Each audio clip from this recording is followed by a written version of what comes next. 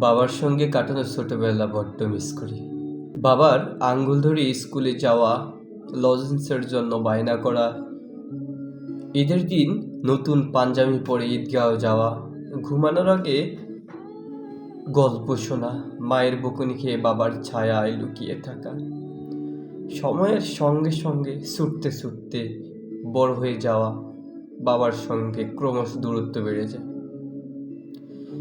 এখন বাবার সঙ্গে ঠিক কথা হয় না। প্রয়োজন ছাড়া আজকাল তেমন খোঁজ খবর নেওয়া হয় না।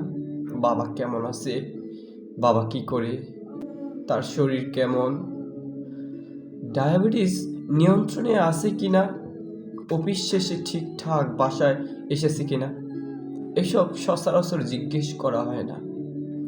মায়ের থেকে যা শুনি ওইটুকুই।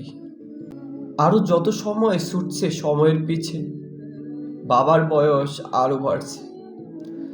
বাবার চুলের রং পরিবর্তনে আসছে, দাড়িতে পাক ধরছে, চামড়ার ভাঁজে পরিশ্রমের স্পর্শ দাগ বসে যাচ্ছে, মুখে ক্লান্তি, হাঁটু ব্যথা বাড়ছে।